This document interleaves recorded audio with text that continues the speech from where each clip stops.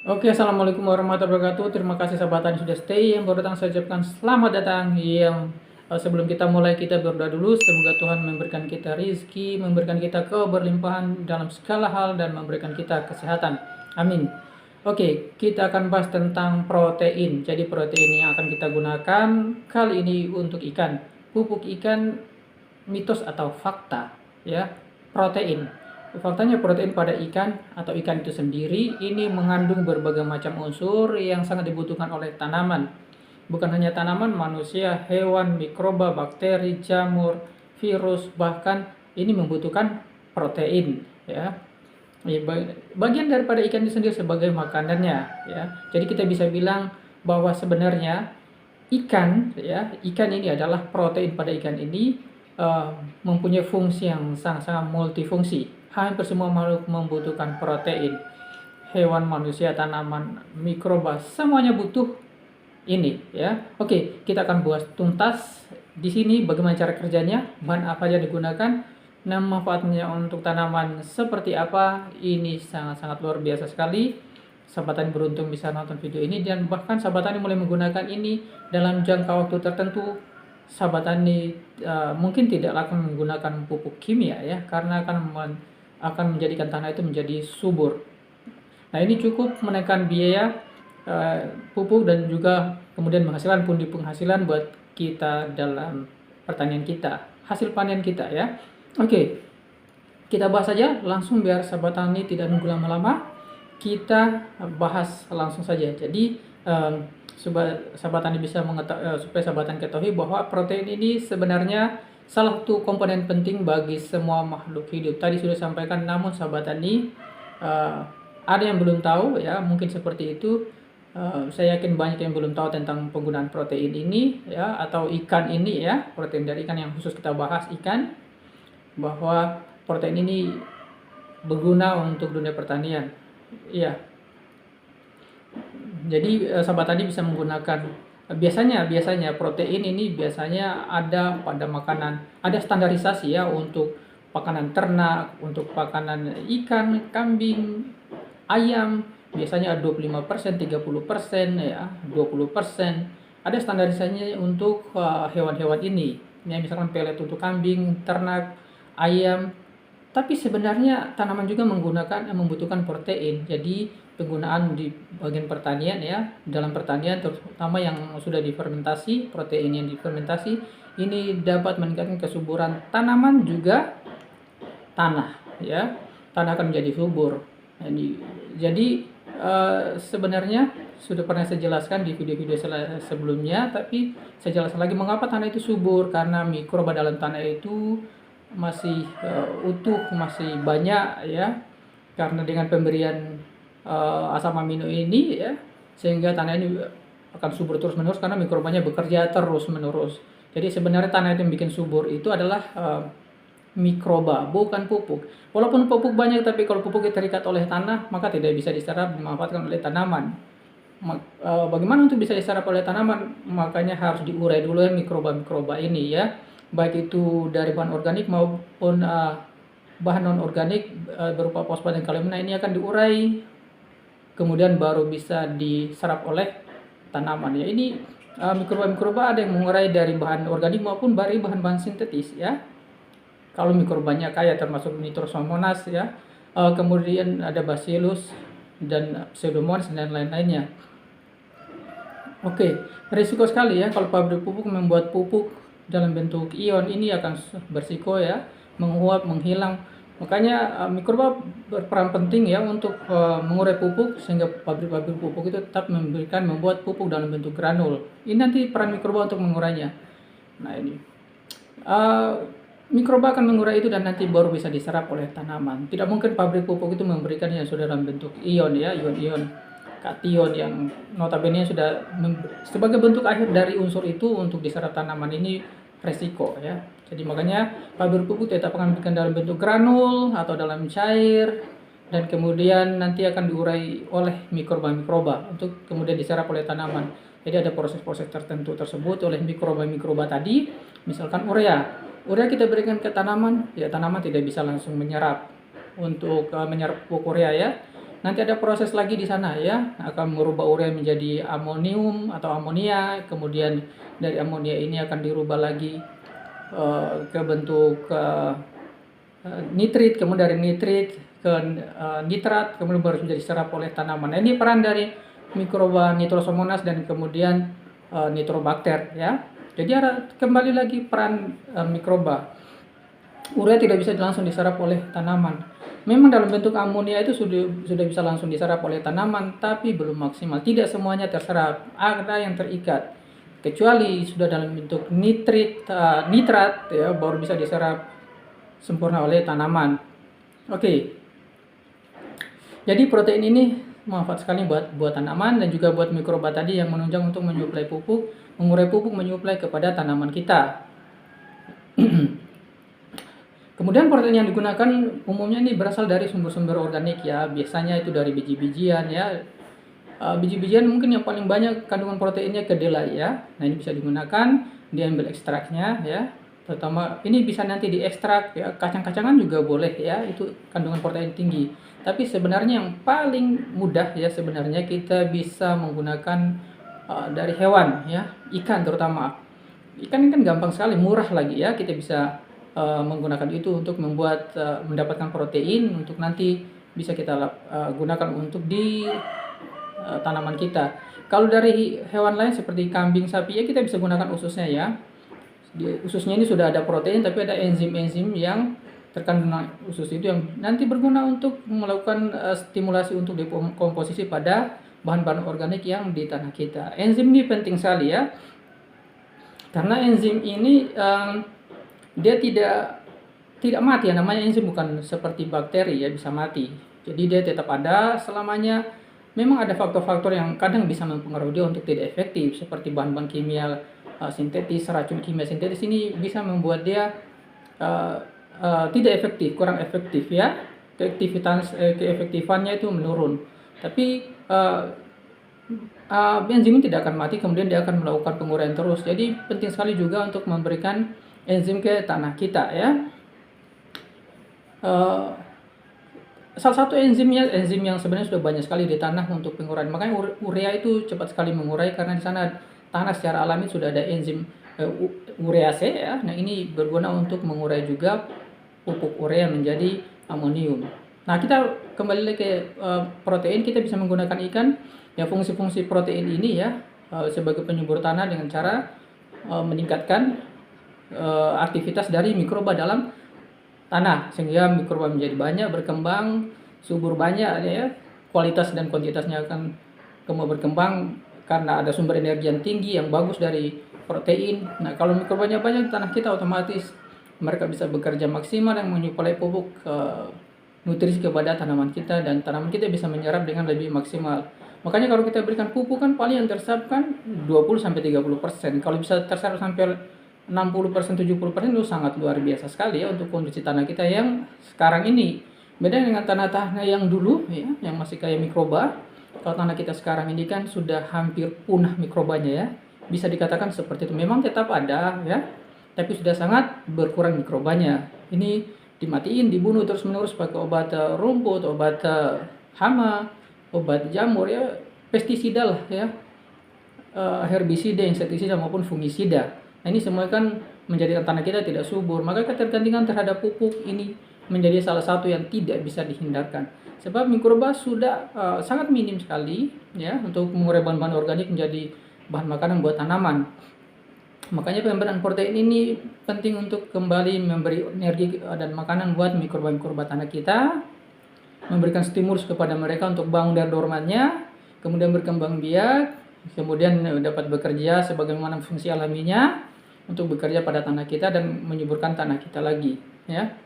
Kita lakukan protein ya, bisa diekstrak ya dari biji-bijian tadi, bisa dengan mungkin dihancurkan ya, kalau dari kacang, dari kedelai, dari biji-bijian seperti itu silakan diekstrak, ditumbuk, dihalus atau digiling, kemudian di blender, diperas sampai santannya, di situ sudah ada proteinnya, kemudian bisa dipakai untuk disuplai kepada tanaman kita ya. Ya, di tanah kita juga dikocor boleh untuk makanan bagi dan sumber energi buat mikroba-mikroba. Kemudian kalau dari ikan bagaimana ya, dilakukan dengan proses fermentasi. Ya, dari hewan pun sama ya. Dari usus seperti itu yang sudah sampaikan, usus kan murah ya, tidak semahal daging ya. Untuk fermentasinya pakai apa? Kita bisa pakai pepaya ya. Jadi sumber protein itu 1 kilo, kemudian eh, daging atau usus kita haluskan dulu, kita cacah, di blender lebih bagus lagi ya. Kemudian pepaya ini sama-sama 1 kilo ya, 1 kilo per 1 kilo. Kalau protein 1 kilo, maka pepayanya 1 kilo. Ini kita bisa pakai pepaya yang muda ya, jangan pakai yang sudah matang karena kita butuh getahnya. Nah, di getahnya itu ada dua hormon penting ya, hormon papain dan juga hormon chimopapain. Ini berguna sekali untuk memecah protein-protein tadi ya, untuk menjadi bahan-bahan yang lebih sederhana lagi ya. Tentunya nanti hasil akhirnya paling penting adalah asam amino yang komplit berupa asam amino esensial maupun asam amino non esensial. Nah, pepaya kalau emang untuk dipetik ya silakan digores-gores saja ya. Kemudian getahnya menetes itu diambil karena getahnya disitulah yang paling banyak hormonnya. Atau bisa pakai daun pepaya ya. Ini sahabat tadi biasanya daun pepaya juga ada. Biasanya kalau kita mau lembekkan daging itu kita bungkus dengan daun pepaya ya. Kemudian kita biarkan dari pagi sampai sore itu dagingnya sudah lembek. Nah, ini fungsi dari enzim ini untuk memecah proteinnya. Oke, kita gunakan enzim ini ya. Kita pakai daging, pakai usus tadi, kemudian karena kita gunakan dari, kalau ikan ya misalkan, karena kita gunakan dari ikan, maka ini penting untuk sahabat tani pahami bahwa ikan ini mengandung fosfat, kemudian mengandung magnesium, mengandung kalsium, mengandung magnesium, dan juga vitamin-vitamin ya. Ada vitamin A, vitamin D, kemudian vitamin B ya, sangat penting buat tanaman. Jadi kalau kita pakai usus saja mungkin tidak ada kalsium di sana ya. Kalaupun ada mungkin sedikit sekali. Karena kalsium kita tahu biasanya sumbernya dari tulang-tulangan ya. Untuk ikan. Nah, ini. Kemudian untuk fermentornya atau dekomposernya untuk melakukan dekomposisi untuk daging atau protein ini dan juga pepaya tadi sudah ada. Sahabat tani bisa menggunakan mikroba apa saja. Monggo, terserah sahabat tani semuanya ya. Nanti digunakan pakai lagi juga gula ya, 100 gram. Kalau sahabat tani kalau susah mencari bahan dekomposernya bisa pakai tape saja ya. Kita pakai tape ya, di sana nanti sudah ada Saccharomycesnya. Nah, ini kemudian nanti kita masukkan di jerigen 5 liter. Protein 1 kilo, pepaya 1 kilo yang sudah dihancurkan semuanya di blender kalau bila perlu. Masukkan ke dalam jerigen 5 liter. Kemudian masukkan air sampai jerigennya hampir penuh, sisakan air sekitar 10%, tutup rapat dan fermentasi sampai 1-2 bulan ya. 1 atau 2 bulan, lebih bagus 2 bulan. Sebenarnya 14 hari aja kalau dipakai itu sudah bisa ya.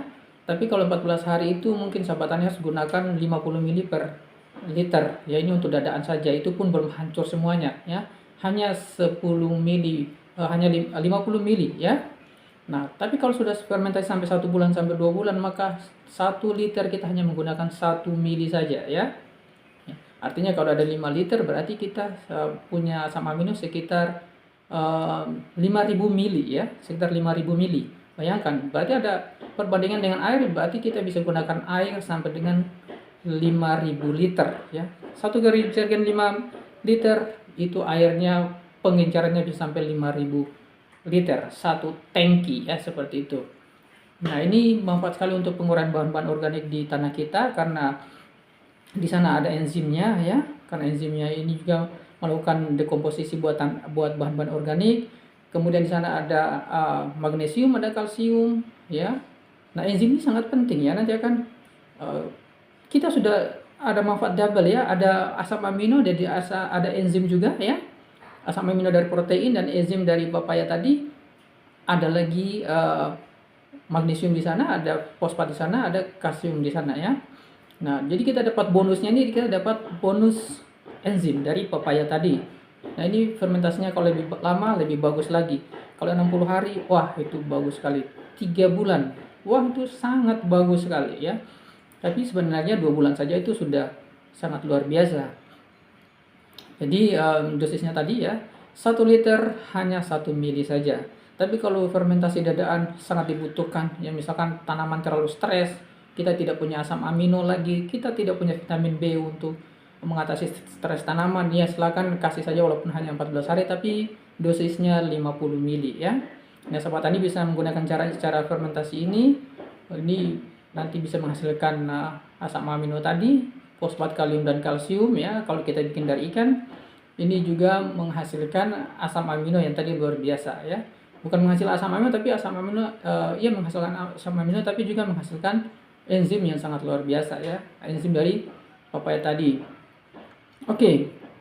Sebenarnya gini, sobat tani tahu kita kenapa pupuk urea itu sangat cepat sekali memproses, karena di sana sebenarnya ada di dalam tanah itu sudah ada enzim ya yang bekerja cepat sekali untuk mengurai urea ini ya, yaitu enzim urease ya.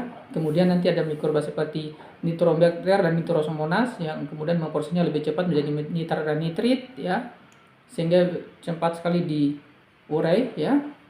Kemudian dari pupuk ini juga urea ini nanti dalam prosesnya, proses kimia itu akan membentuk satu lagi yang namanya asam amino glutamat. Nah, ini dari urea ini berarti ada hasilkan asam amino glutamat. Tapi kalau asam amino yang kita bikin dari ikan, di sana sudah banyak sekali asam amino ya, ada asam amino esensial maupun asam amino non esensialnya. Jadi komplit ya. Glutamat ini sebenarnya yang dihasilkan urea ini ada juga di MSG atau micin. Micin itu kan monosidum glutamat, yang itu sudah sana ada asam amino berupa glutamat. Oke, nah asam amino kalau kita bikin sendiri ya, protein dari protein ikan ini maka menghasilkan asam amino esensial maupun asam amino non esensial, ada beberapa ya. Oke, kita mulai dari asam amino esensial. Di sini ada asam amino, diantaranya adalah lisin di sana ya. Lisin membantu dalam membentuk pembentukan klorofil dan kemudian membentuk globul protein pada tanaman, sehingga ini meningkatkan pertumbuhan dan hasil panen. Ini lisin. Kemudian ada etilen. Etilen ini mempengaruhi pertumbuhan dan pematangan buah ya, terutama di masa-masa vegetatif. Kemudian ada triptofan ya. Triptofan ini berpengaruh dalam sintesis auksin, menghasilkan auksin, hormon auksin ya. Sahabat tani mungkin sudah tahu ya. Yang belum tahu, jadi auksin ini hormon yang merangsang pertumbuhan akar dan juga tunas, sehingga pertumbuhan akar dan tunas ini menjadi lebih cepat, terangsang dengan sangat cepat. Kalau tanpa hormon ini maka pertumbuhan memang tidak segampang itu ya, tidak secepat itu. Nah, ini hormon perangsang ya. Ini daun akan menghasilkan banyak pecambangan ya, tunas ya menghasilkan banyak pecambangan, akar pun menghasilkan pecambangan akar yang banyak, jangkauan juga lebih meluas karena lebih panjang. Nah, kemudian ada lagi trionin. Ya, trionin ini meningkatkan resistensi terhadap tanaman, terhadap stres ya, terutama panas ya, misalkan musim kemarau. Nah, ini makanya saat pindah tanam ya, ini penting sekali kita berikan asam amino karena di sana terdapat trionin yang kemudian ini menjadi sesuatu yang bisa menghandle terhadap stres tanaman ya, terutama lingkungan berupa panas kemarau atau hujan berlebihan. Kemudian asam amino esensial. Nah, ini ada glutamat ya. Glutamat ini meningkatkan kemampuan tanaman dalam menyerap nutrisi dari tanah. Kemudian ada lagi aspargin. Aspargin yang membantu dalam penyiapan dan transportasi nitrogen atau N tadi, N yang kita sudah jelaskan di depan tadi ya, kepada tanam terutama di masa-masa pertumbuhan. Aspargin ini memang sangat penting ya, karena dia mendistribusikan nitrogen ya dengan cepat kepada seluruh bagian tanaman dengan maksimal, sehingga pertumbuhannya juga maksimal ya. Nah, ini asam-asam. Kemudian ada asam amino berikutnya prolin ya. Prolin ini meningkatkan toleransi terhadap tanaman terhadap stres ya, stres terutama pada musim panas ya. Nah, prolin ini sangat penting untuk diberikan di musim panas, musim kemarau. Kita tidak usah seleksi lah satu persatu asam amino ini, karena asam amino sudah ada sendiri kalau kita bikin sendiri dari ikan tadi ya. Jadi sangat komplit sekali, makanya luar biasa sekali kalau ikan itu, protein ikan ini ya. Kalau sahabat tani tidak bikin asam amino ya rugi sendiri ya. Mau beli mahal ya, kalau bikin sendiri padahal murah ya. Beli 1 liter asam amino 120, yang murah-murah ada mungkin sekitar 60.000 kalau 1 liter loh. Tapi kalau bikin sendiri ya kita sudah bisa dapat sampai 5 liter. Harganya cuma 30.000. Kita tahu lagi kualitasnya karena bahannya kita tahu sendiri. Maka saya sarankan sahabat tani bikin sendiri saja ya. Selanjutnya ada serin. Oke, serin ini berperan dalam metabolisme energi dan pembentukan sel-sel tanaman, sehingga tanaman kalau pembentukan sel, pembelahan sel, perpanjangan sel, pembesaran sel, nah ini akan berpengaruh sekali pada pertumbuhan ya, maksimal, apalagi pada masa-masa pembuahan, apalagi kita pancing dengan gibberellin. Gibberellin itu menyebabkan perpanjangan sel pada buah, jadi buah ini menjadi lebih besar daripada ukuran biasanya. Jadi hormon kemudian kalau digabungkan dengan hormon gibberellin sangat luar biasa sekali. Jadi ini penting sekali, sahabat tani beruntung sekali nih bisa nonton video ini ya, mendapatkan penjelasan yang seperti ini.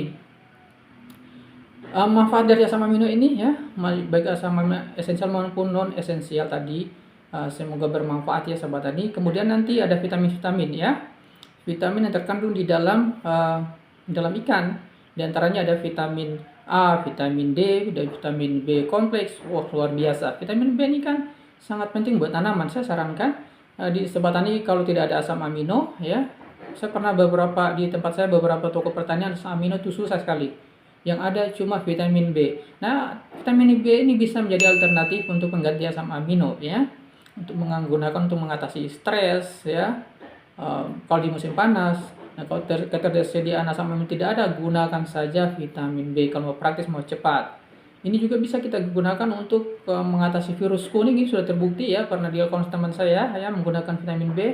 Saya juga pernah menggunakan itu, memang bahkan dia bisa menjadikan tanaman itu lebih pulih ya.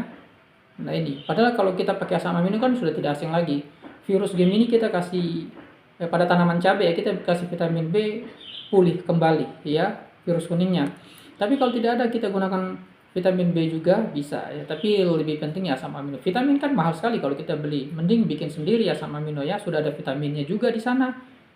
Kemudian selanjutnya asam amino ya. Di sana ada omega 3 yaitu bukan hanya untuk kecerdasan otak anak kita ya.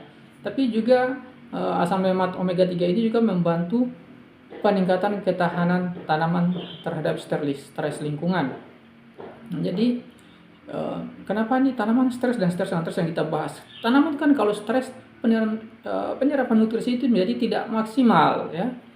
Tidak maksimal penyerapan nutrisi, makanya ini kan kembali lagi pada tanaman kan, biar tanaman tidak subur ya.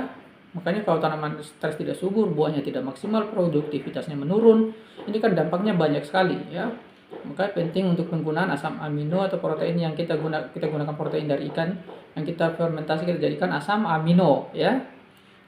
Di situ juga nanti terdapat asam lemak omega 3, ada vitamin, kemudian mineralnya ada kalsium fosfat, magnesium ya. Ini sangat dibutuhkan oleh tanaman. Fosfat, kalium, magnesium ini kita harus punya topik. Saya udah ada topiknya lagi tapi tidak di sini kita jelaskan untuk panjang lebarnya karena videonya biar tidak terlalu panjang ya. Nanti saya sampaikan seperti ini, tidak perlu saya jelaskan tentang fosfat kalium dan magnesium ini ya, karena nanti menyita waktu ya, biar video tidak terpanjang. Oke.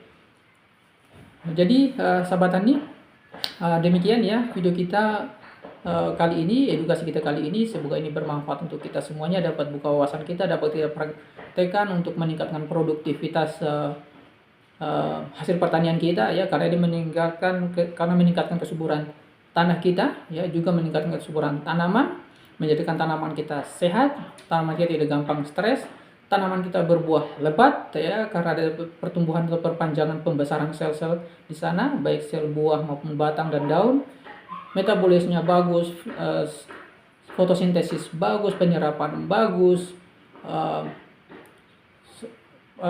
pendistribuan nutrisi juga bagus, peningkatan mikroba di tanah baik kualitas maupun kuantitasnya, sehingga cara kerja menjadi lebih efektif. Makanya menjadikan kesuburan kompleks yang dibutuhkan oleh tanaman bisa didapatkan. Semoga ini bermanfaat untuk kita semuanya. Sampai jumpa di lain kesempatan. Assalamualaikum warahmatullahi wabarakatuh.